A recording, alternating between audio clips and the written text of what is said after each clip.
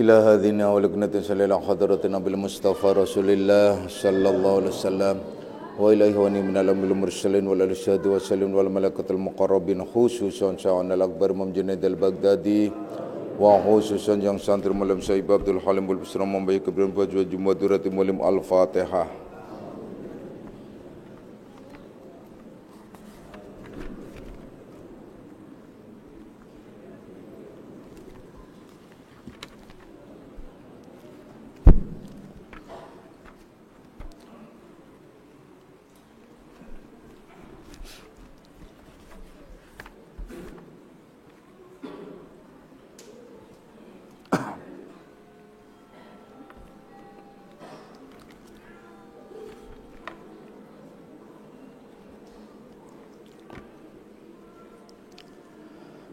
Assalamualaikum warahmatullahi wabarakatuh.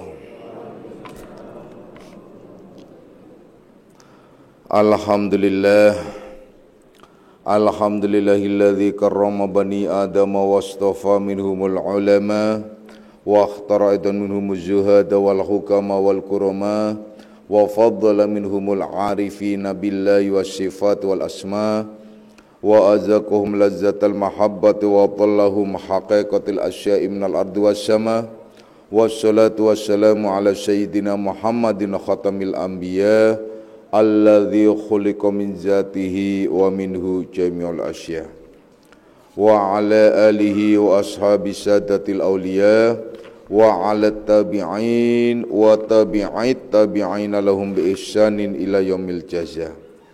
Subhanaka la ilma lana illa ma 'allamtana innaka antal alimul hakim wala haula wala quwwata illa billahil aliyil azim amma ba'du. Ma'asyiras salikin, kaum bapak dan kaum ibu, jamaah pesantren Akmaliyah, anak-anak rohani aku semuanya, baik yang hadir secara jasmani maupun nafsani, baik yang mendengarkan langsung di pesantren Akmaliyah maupun yang melalui radio online Akmaliyah. Insyaallah mudah-mudahan di senja hari ini kita bersama-sama mendapatkan limpahan rahmah, maghfirah serta hidayahnya, amin ya rabbal alamin. Mari kita lanjutkan kajian kita di dalam membahas kitab Ihya Ulumuddin, kitab Syarus Salikin, di mana kita masih membahas tentang perjalanan orang yang bersungguh-sungguh menuju kepada Allah Subhanahu wa taala. Di mana kita harus membiasakan diri untuk mengosongkan perut kita dari segala makanan-makanan. Teristimewa ialah makanan yang haram. Kemudian juga kita membiasakan jaga, artinya di malam hari. Kemudian kita membiasakan untuk diam dari segala macam perbuatan dan perkataan yang sia-sia. Dan yang akan kita bahas yang terakhir ialah kholwat, ya. Pada kajian yang lalu sudah dibahas tentang lapar, tentang jaga di malam hari, kemudian tentang diam, ya.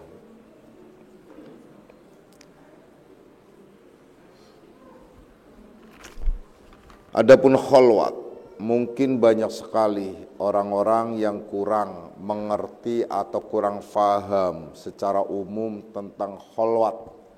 Bahkan ada yang menyatakan kholwat itu pada zaman Rasulullah Sallallahu Alaihi Wasallam dan tidak disyariatkan, karena kholwat itu perjalanan beliau bahkan sebelum beliau diangkat menjadi seorang Rasul.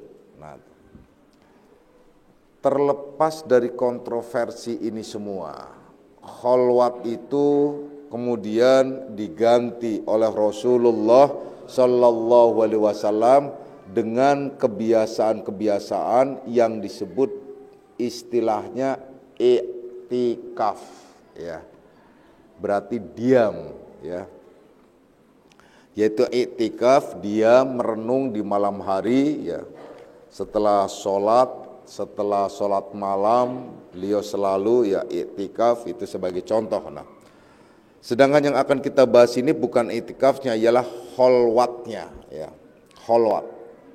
Apa sih kholwat? Hampir seluruh orang-orang yang telah sampai kepada Allah Subhanahu wa taala itu melalui perjalanan kholwat ya.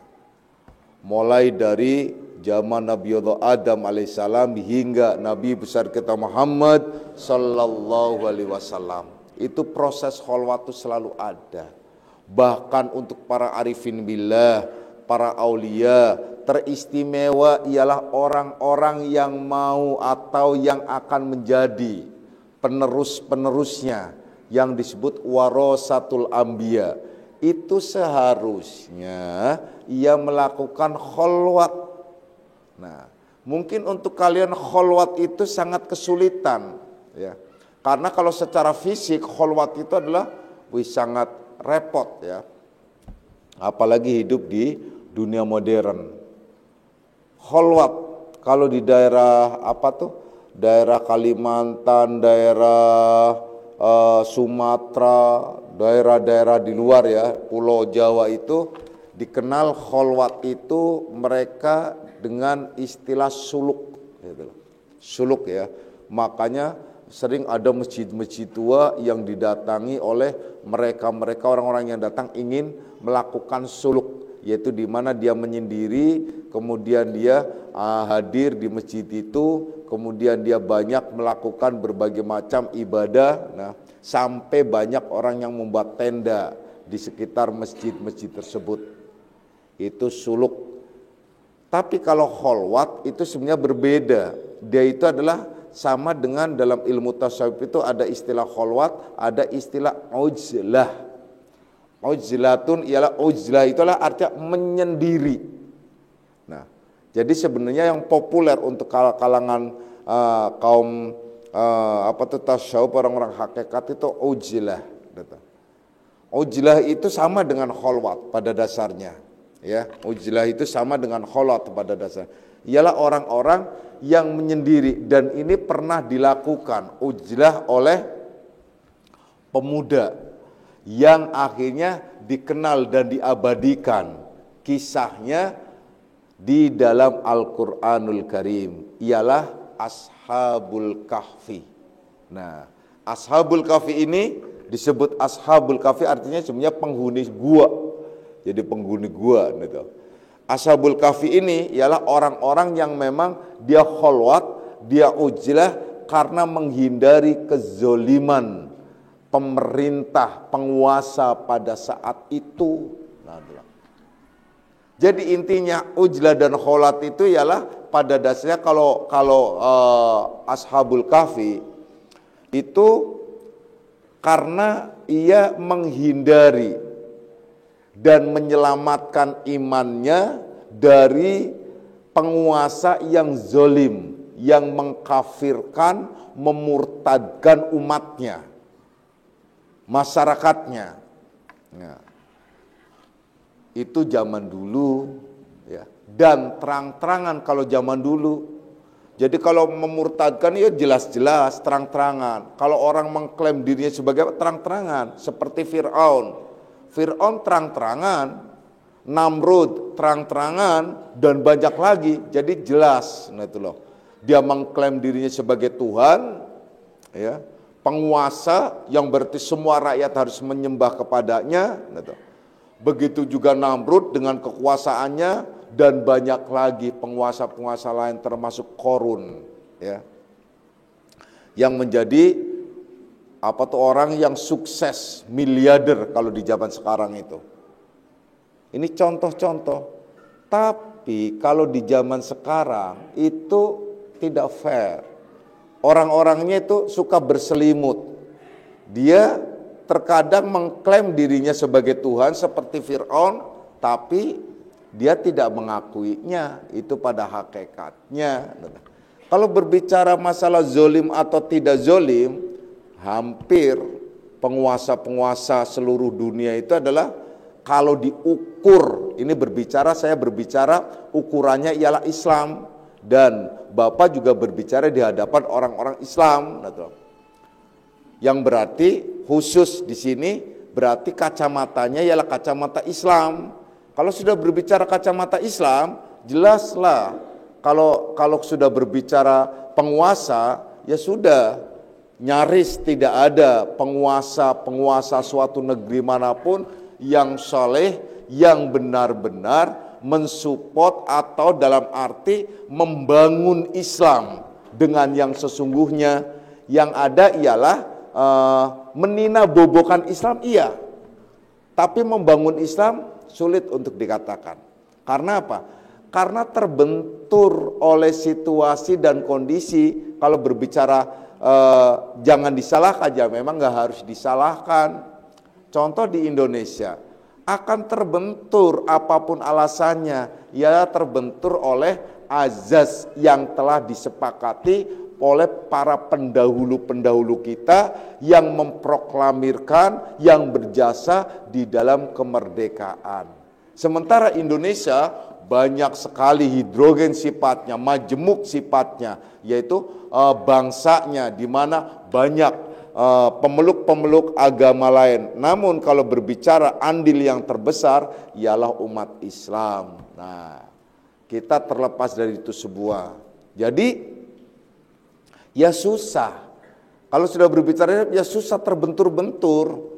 Seperti di Indonesia, hukum yang dilegalkan, hukum Islam yang dilegalkan untuk sementara ini, ya, yang dilegalkan, hukum Islam yang dilegalkan oleh negara, diakui oleh negara untuk sementara ini hanya dalam hal perkawinan, sehingga ada yang namanya kantor urusan agama khusus untuk mencatat tentang pernikahan dan hukum-hukumnya juga secara Islam. Itu contoh, ya.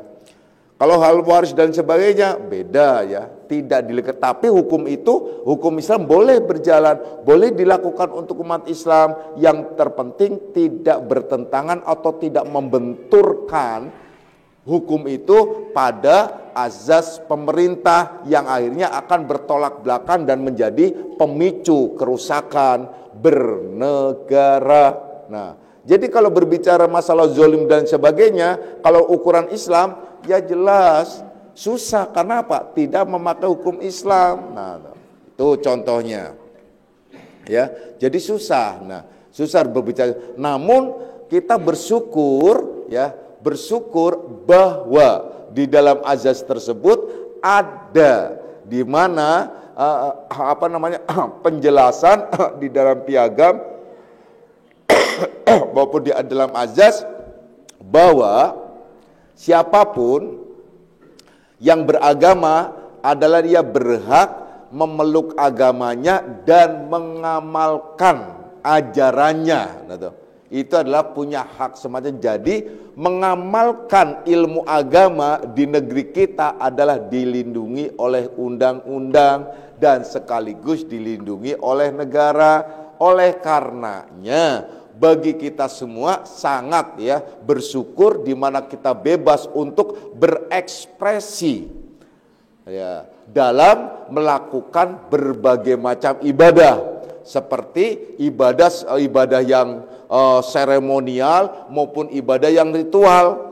Contoh ibadah yang seremonial ialah di mana umat Islam boleh punya hak untuk melakukan seperti istighosa secara umum, yaitu besar-besaran. Bisa jadi ada dulu istighosa di Monas, atau ada satu maulid, gitu, di mana maulid itu dijadikan sebagai ajang dakwah atau Isra Mi'raj. Kemarin pas pada saat maulid dijadikan sebagai ajang reuni 212 dan macam. Itu pemerintah tetap melindungi dan membolehkan, dan itu bagus banget bagi kita dan di Indonesia. Jadi akhirnya dengan analisa semacam ini berarti ujlah itu tidak ada alasan, ya. Alasannya berarti secara personal. Kenapa alasannya? Kembali kepada diri kita masing-masing. Ujlah maupun kholwat. Oleh karenanya ada dibagi dua. Nah, ujlah munfarid, ya, ujlah munfarid, ujlah berarti bersendiri dia. Nah, ada yang disebut ujlah dalam bahasa campuran ujlah ma'al masyarakat, yaitu ujlah yang disertakan atau bersama atau berkecimpung di masyarakat. Ujlah itu sama dengan kholwat, ya. Kenapa ujlah yang tetap dia ujlah tetapi dia tetap ada di lingkungan masyarakat? Kalau ujlah yang disebut munfarid itu adalah ujlah yang memang dia harus keluar dari masyarakat, dia menyendiri. Sebut saja mungkin istilah orang Jawa atau orang di Indonesia, nyepi. Nah kalau nyepi ini persoalan, apalagi yang sudah punya istri. Kalau istri di sini semuanya ditanya, gimana kalau suami kalian pamit mau ujlah? Apa yang akan kalian lakukan? Diizinkan atau digendoli? Pasti lebih banyak gendoli daripada mengizinkan. Itu kalau sudah berbicara ujlah, ya, yang disebut ujlah munfarid, itu nggak bisa. Namun kalau untuk orang-orang yang khusus, terlebih lagi dia mau terjun di dunia, ya, masyarakat di mana ia menjadi contoh pembimbing, tidak akan sempurna hati dan jiwanya, dan tidak akan namanya apa tuh, menjadi energi, ilmunya tidak akan menjadi manfaat bagi umat kalau dia tidak melalui ujlah atau kholwat. Karena tidak akan jernih hatinya, tidak akan bersih. Ini kalau banyak ustadz dan kiai keterjun ke masyarakat sementara ia belum melalui proses ujlah, ini persoalan sebenarnya. Hatinya belum jernih. Yang ada ialah akhirnya menjadi saling tuding. Bukannya membawa ketentraman hati umat, malah membawa keresahan. Karena menjadi provokator untuk membenci seseorang, membenci suatu kelompok, membenci suatu organisasi, bahkan masih banyak lagi hal-hal lain. Ini akibat apa? Akibat hatinya itu belum jernih. Sementara orang-orang yang mendapatkan tugas atau amanat membimbing umat, itu seharusnya hatinya sudah jernih, sudah bersih. Hati yang jernih dan bersih itu hanya bisa melalui ujlah atau kholwat. Nah, akan mendapatkan kejernihan dari Allah yang diisyaratkan. Nah, diisyaratkan di dalam Al-Quran yang jelas ayatnya. Ayat ini adalah dipakai oleh orang-orang atau oleh orang-orang penerbit khususnya Al-Quran, itu selalu diletakkan pertama, dijadikan sebagai adab membaca Al-Quran. La yamassuhu illal mutahharun. Tidak ada yang bisa menyentuhnya kecuali orang-orang yang disucikan. Tuh. Kalau berbicara tidak ada yang bisa menyentuhnya, ya. Kalau ini pengertiannya la nafi, itu harusnya memang tidak akan bisa. Berbeda kalau ini adalah amar nahi, ya. Kalau sifatnya itu adalah larangan. Nah, kalau sudah larangan bisa sewaktu-waktu itu dilanggar. Nih, contohnya. Jangan kamu mendekati pohon itu, wala taqrabu hadhihi syajarah. Itu berarti larangan. Larangan ini bisa dilanggar, bisa disentuh. Tapi kalau sudah berbicara nafi isbat, itu tidak terkait dengan masalah hukum larangan. Awas loh, itu pengertian ini kalau pengertian jauh ke sana itu makin ribet sih saya uraikannya. Jadi begini, kalau jangan kamu menyentuh pohon itu berarti itu larangan yang dimana suatu saat bisa dilanggar, bisa dilangkahi. Nah, oleh karenanya di dalam Islam ada larangan, ada kewajiban, karena memang larangan itu ya mau tidak mau banyak orang yang melanggarnya. Tapi kalau sudah nafi isbat itu tidak terkait dengan hukum. Nah, seperti kalimat la ilaha illallah, tidak ada Tuhan kecuali Allah. Kamu mau bilang ada atau tidak, tetap ya tidak ada. Udah selesai. Betul. La ilaha illallah, tidak ada Tuhan kecuali Allah. Betul. Jadi apapun ya tidak ada, nggak bisa. Nah, itu pengertian ya. Dah, kita lanjutkan pada pengertian yang selanjutnya. Jadi ya, pengertian la yamassuhu illal mutahharun, tidak ada yang bisa menyentuh Al-Qur'an illal mutahharun, kecuali yang disucikan. Ini adalah binaul majhul, yang berarti orang ini tidak mensucikan tapi disucikan. Kalau mau ngeyel-ngeyelan bahasa, ini akan terjadi sebuah permasalahan. Kalau wudu itu sifatnya mensucikan, berwudu, makanya mensucikan bukan disucikan. Nah, jadi tidak ada yang bisa menyentuh Al-Quran kecuali orang-orang yang mutahharun, yang disucikan. Disucikan apa? Disucikan lahir maupun batin, disucikan hatinya oleh Allah.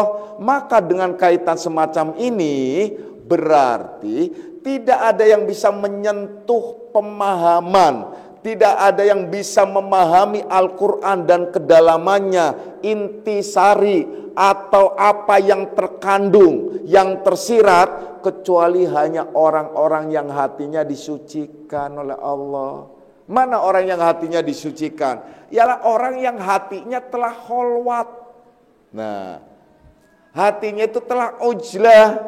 Kalau ujlah munfarid secara fisik mungkin begitu, dia meninggalkan secara fisik, tapi ujlah yang terkait dengan masyarakat artinya dia tetap kondisinya, keadaannya ada di masyarakat, tapi hatinya itu ujlah, hatinya itu kholwat. Bagaimana caranya hatinya kholwat? Ialah hatinya selalu ingat kepada Allah, hatinya selalu zikir. Maka yang disebut kholwat yang hakiki itu orang yang hatinya selalu berzikrullah. Nah, harusnya ke sana tuh ya. Berzikrullah terus gitu loh. Makanya zikir itu bertingkat-tingkat. Ada yang disebut zikir lisan, ada yang disebut zikir fikri, ada yang disebut zikir qalbi, ada yang disebut zikir sirri. Nah, udah macam-macam tuh. Zikir lisan kita suka menyebutkan seperti tadi setelah sholat, la ilaha illallah, itu zikir lisan. Kalau zikir fikri, di mana fikir itu selalu berzikir. Berzikir maksudnya apa sih? Bukan berzikir ucapannya, tetapi pikirannya itu selalu menganalisa. Itu contohnya, yaitu contohnya begini. Alladzina yadhkurunallaha qiyama, alladzina yadhkurunallaha qiyama, yaitu orang-orang yang selalu berzikir ingat kepada Allah. Alladzina yadhkurunallaha qiyama, dalam kondisi berdiri, wa qu'udan, atau dalam kondisi duduk, wa ala junubihim, atau dalam keadaan dia itu berbaring. Walaupun ini pengertian secara fisik, jadi dia berdiri juga dia zikir, kemudian duduk juga dia zikir, kemudian berbaring juga zikir, artinya mau tiduran dan sebagainya. Artinya dia dalam kondisi secara fisik semacam itu, tapi maknanya secara maknawi, bukan secara hisi. Secara maknawi dia juga dalam kondisi dia sedang jaya-jayanya, dia tetap ingat kepada Allah. Walaupun dia menjadi orang biasa, di isyarat duduk, ia tetap ingat kepada Allah. Walaupun dia dalam keadaan tidak mampu atau sakit, dia juga ingat kepada Allah. sehatnya ingat kepada Allah, sedang ingat kepada Allah, sakit ingat kepada Allah, kaya ingat kepada Allah, miskin juga ingat kepada Allah, jadi pejabat ingat kepada Allah, jadi rakyat biasa juga ingat kepada Allah. Itu isyarat alladzina yadhkurunallaha qiyaman wa qu'udan wa 'ala junubihim. Tapi yang dikehendaki ingat zikir terhadap Allah ini ialah dilanjutkan ayatnya, yaitu wa yatafakkaruna fi khalqis samawati wal ard. Dia memikirkan tentang situasi dan kondisi keadaan di mana kejadian yang ada di alam semesta ini, baik kejadian secara astronomi atau yang terkait dengan geografi dan terkait dengan masalah persoalan-persoalan kehidupan sosial masyarakat dan sebagainya, itu memikirkannya. Nah itu disebut orang-orang yang selalu ingat kepada Allah, itu disebut pula dengan zikir fikri. Ya, itu maksudnya itu begitu. Jadi kalau kalian ingat saudara kalian yang kekurangan kemudian mau memberi, itu zikir fikri. Kalau kemudian kalian menganalisa, membaca orang kok kelakuannya demikian, ya mudah-mudahan kita tidak seperti dia, itu zikir fikri. Kalian lihat lagi, ya Allah orang itu sudah cakep, soleh lagi, sudah ganteng soleh, sudah cantik soleha, ya Allah mudah-mudahan saya seperti dia, itu zikir fikri. Atau kalian melihat, ya Allah binatang itu semacam itu, ya Allah betapa indahnya, betapa luas, betapa istimewanya. Coba kalian renungkan baik-baik, renungkan ya, kita renungkan satu binatang. Kalian pernah lihat burung kan? Burung, enggak usah burung lah, kalau gitu ayam. Udah ayam, kalau burung mungkin jauh ayam. Kalian pegang tuh ayam. Ayam itu yang berwarna, maksudnya ada mungkin bulunya yang putih, atau ada hitamnya, atau ada merahnya. Coba kalian renungkan baik-baik. Kalau kalian telusuri nih, tumbuh bulu yang hitam, kuning, dan putih itu berdampingan banget. Di pori-pori yang tidak jauh. Jadi kalau ada dagingnya ini, kemudian itu masuk, kita lihat, kita buka, kita singkap, itu bulunya satu, padahal di satu tempat yang gak jauh, itu ternyata yang satu itu tumbuhnya jadi merah. Yang satunya lagi ternyata tumbuhnya jadi putih. Yang satunya lagi ternyata tumbuhnya, itu jaraknya sepersekian mili. Nah, yang perlu kita renungkan, sebegitu jauhnya, indahnya Allah, kenapa dicabut tumbuhnya segitu lagi? Tumbuhnya ya merah lagi, kenapa enggak sama-sama? Ada unsur apa di dalamnya? Ada apa tuh, kromosom atau macam apa? Kemudian sel-sel apa yang menyebabkan ia itu menjadi bulunya kok kuning, bulunya kok menjadi merah, bulunya kok menjadi putih, bulunya kok menjadi, ya Allah, begitu dahsyatnya dan luar biasanya. Itu kalau kalian pikirkan benar-benar, ya Allah rasanya terpesona, dan mungkin akhirnya Allahu Akbar, Subhanallah, wah itu udah luar biasa banget. Itu sebagai contoh. Kalau begitu ya udahlah, lihat ke dalam diri kalian sendiri saja kalau begitu. Sama-sama, gak jauh tempatnya, ini kepala. Sedikit ke bawah ada alis, sedikit ke bawah lagi ada rambut mata, sedikit ke bawah lagi ada kumis khusus laki-laki, jenggot khusus laki-laki. Coba, andai saja disamaratakan, laki perempuan, bulu, alis itu, kumis, jenggot, rasanya kayak gimana ya? Kalau ada perempuan berjenggot gimana? Kebayang gak kalian? Berkumis gimana? Kalian bersyukur kaum wanita tidak dikasih kumis. Coba, bersyukur kalian tidak dikasih jenggot. Nah laki-laki dikasih jenggot, padahal sama, kulitnya sama, dan sama-sama keluar dari satu orang. Contohnya dia kakak beradik, kakaknya laki-laki, adiknya perempuan. Enggak tuh. Tapi rambut sama. Dan uniknya lagi, rambut itu ada batas panjangnya loh. Rambut kepala itu batas panjangnya enggak ada. Panjang, kalau mau dipanjangkan ya sepanjang-panjangnya. Kalau sehat terus panjang, bisa jadi sampai kaki, bisa jadi sampai kayak jenglot. Ngerti nggak? Itu ada patung apa tuh yang diberi percaya 7 makin panjang. Ini kan gak jauh alis nih. Kenapa sih nggak panjang? Coba andai saja panjang, nutupin mata. Apa yang terjadi? Pasti kalian kalau mau apa-apa itu buka embiak. Assalamualaikum. Ya kan?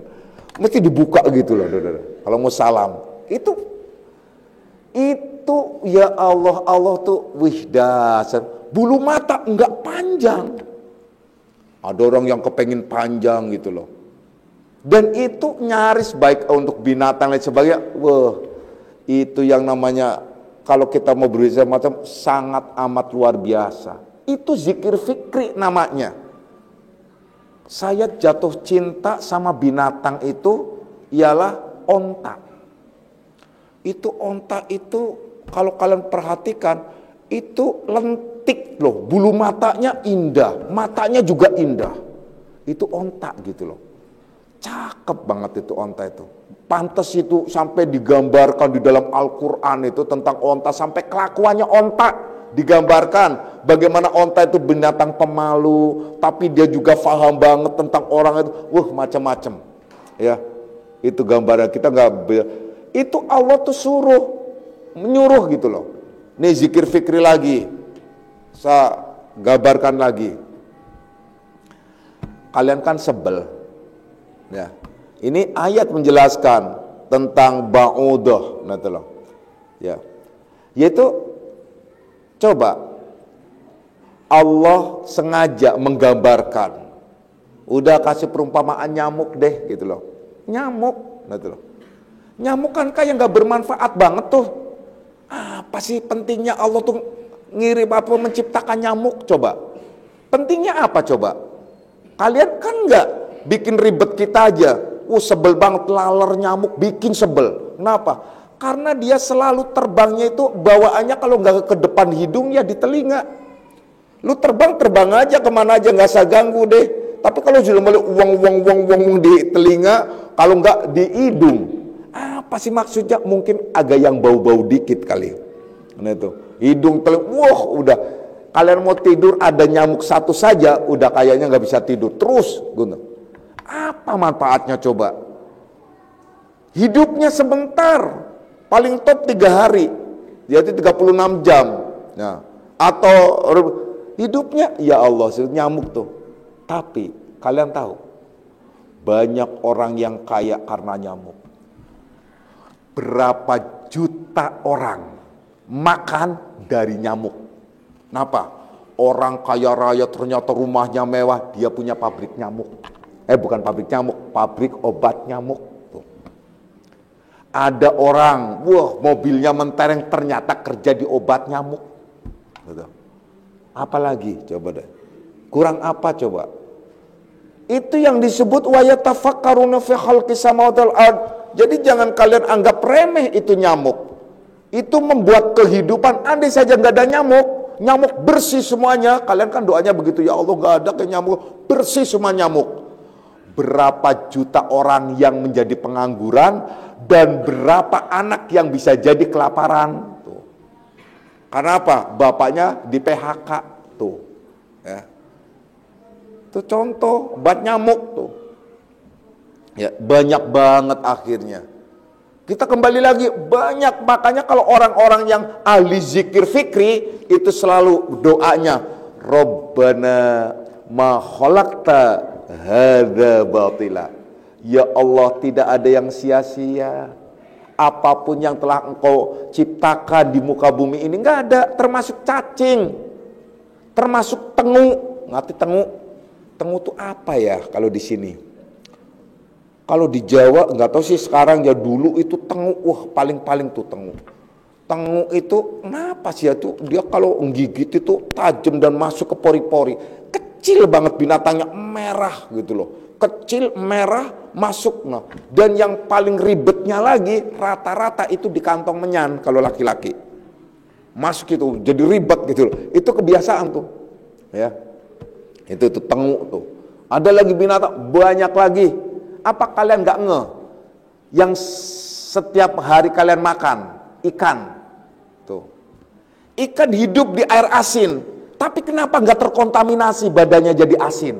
Kalau asin, aduh saya pikir jadi ikan asin semua deh. Nah, tuh. Gimana kalian bisa makan? Coba. Apakah Allah gak begitu sangat, istimewa banget, istimewa ya. Udah banyak tuh. Itu zikir fikri namanya. Kalau kalian berzikir fikri terus lihat, pasti masuk golongan orang-orang yang bersyukur dan sekaligus sabar. Itu baru zikir fikri. Nah, zikir kolbi ini adalah zikir di mana kalian selalu ingat di dalam hati kalian tentang Allah. Jadi tidak cukup di dalam hati itu hanya Allah, Allah, Allah di dalam hati, tapi pikiran kemana-mana, apa segala macam. Enggak penting. Yaitu di mana saat kalian menyebut Allah itu sekaligus ingat terhadap Allah. Itu zikir yang sesungguhnya. Itu zikir kolbi. Maka zikir kolbi ini kalau kalian ada di tengah-tengah masyarakat bisa dijadikan sebagai media di mana kalian sama dengan kholwat tadi tuh. Walaupun kalian hidup ya di tengah-tengah masyarakat yang aneh, masyarakat kota metropolitan deh pokoknya. Kota metropolitan itu aduh saya pikir udah deh paling-paling deh. Kenapa? Pokoknya kota metropolitan itu kota paripurna kalau saya sebutkan. Paripurna itu ialah akmaliyah bahasa Arabnya. Tuh. Bahasa Arabnya akmaliyah. Kalau bahasa Indonesianya boleh paripurna. Sempurna. Sempurna bukan akmaliyah itu bukan sempurna itu dalam arti suci, bersih, utuh. Artinya paripurna lengkap.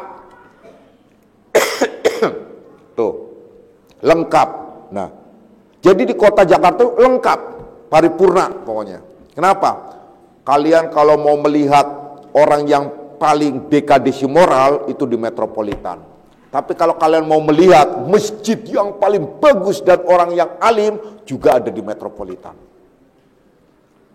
Sama seperti kalian buka komputer, buka Mbah Google, itu kalian bisa buka mulai dari masalah yang paling dekadensi moral hingga masalah yang paling alim, Al-Quran, hadis, itu ada semua. Itu karena udah zaman modern. Nah, kita di tengah-tengah kehidupan yang majemuk, kehidupan yang hidup, kehidupan yang carut marut dan aduh, kalau kalian gak bisa-bisa, gak pandai-pandai, kalian akan hanyut terus. Nah, dengan digulung, diseret oleh arus nafsu kita. Nafsu yang juga terkait dengan kehidupan dunia. Itu udah pasti. Nah, penting sekali zikir kolbi ini untuk kholwat kita. Di mana kita selalu ingat kepada Allah, di mana kita selalu menuju kepada Allah Subhanahu wa taala itu. Maka apabila hati kita ingat terus kepada Allah, berarti kita tuh sadar dan kita hidup namanya. Kalau kita sudah hidup, maka kita sama akhirnya persis kayak ikan di lautan. Walaupun sekelilingnya asin, tetap dirinya tawar, tidak terkontaminasi. Kenapa? Karena ikan itu hidup.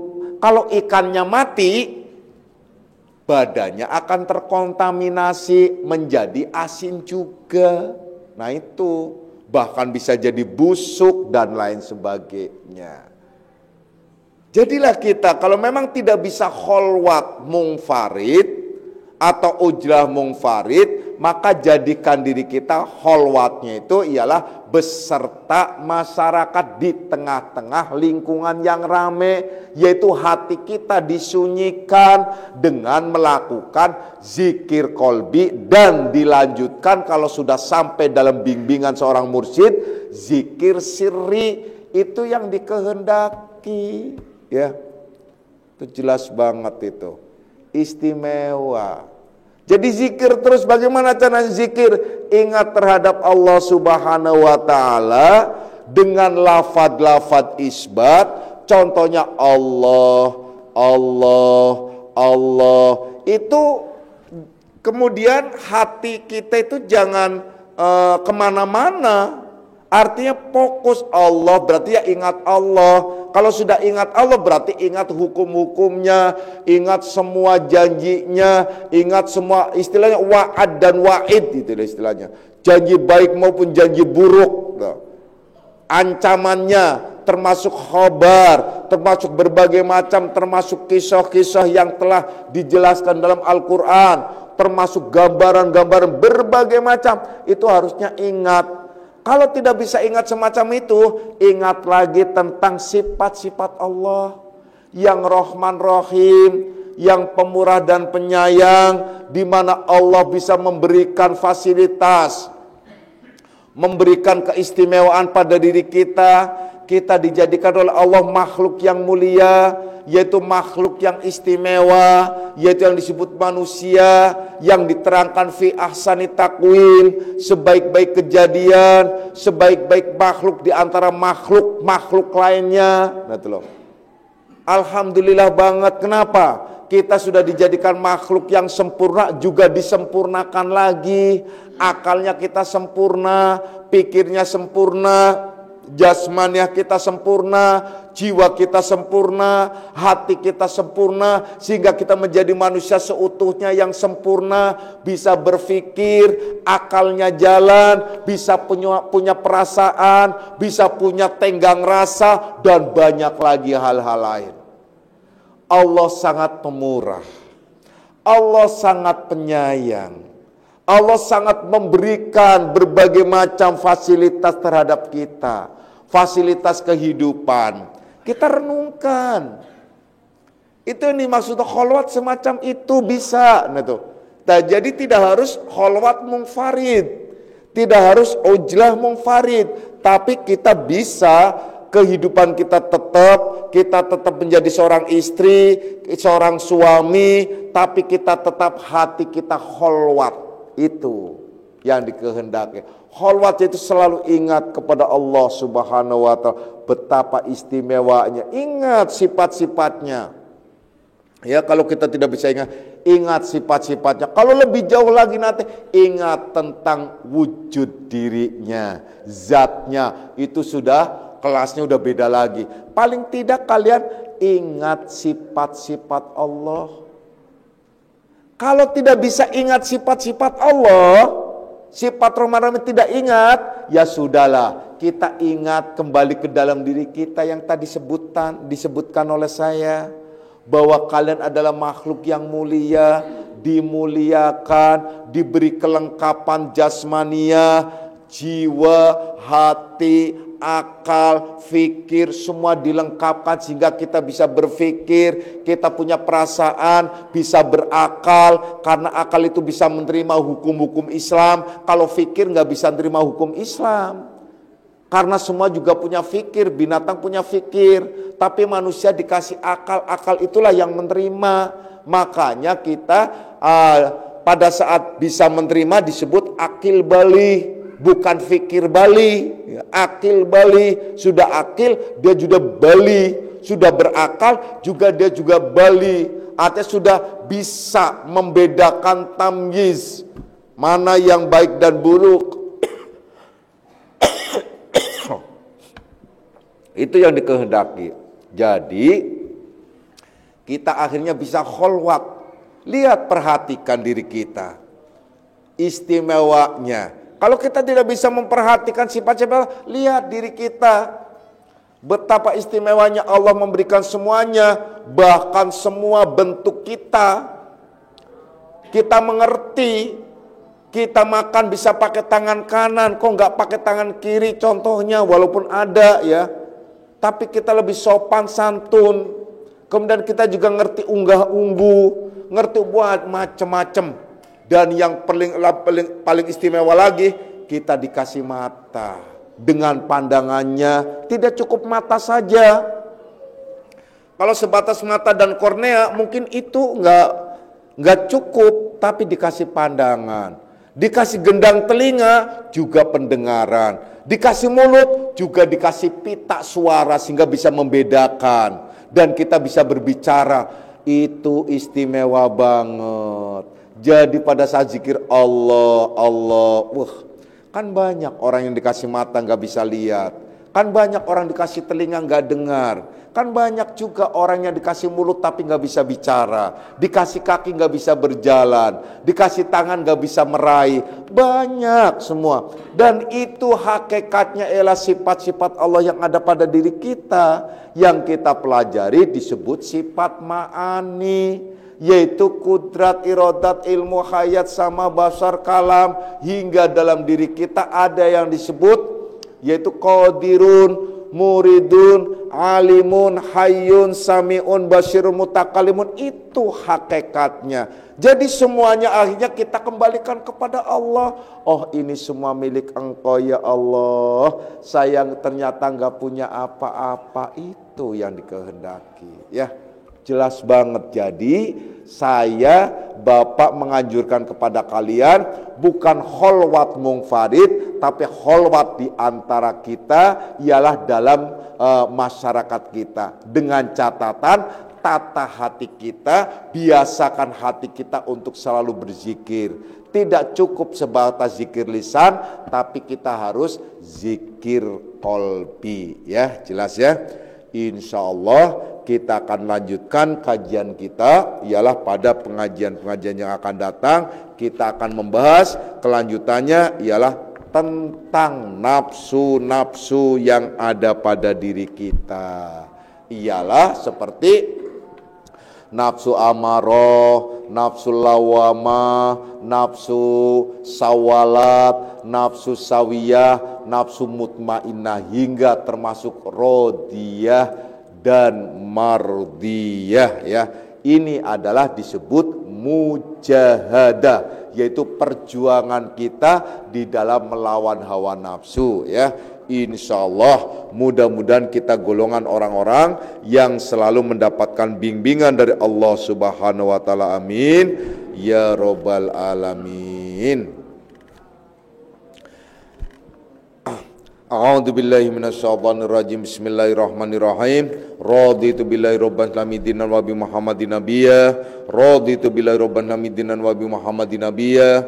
Raditu billahi rabban lamidinan wa bi Muhammadin nabiyya. Asyhadu an la ilaha illallah wa asyhadu anna Muhammadar Rasulullah. Hadanallahu wa iyyakum ajma'in wal afu minkum. Wassalamualaikum warahmatullahi wabarakatuh.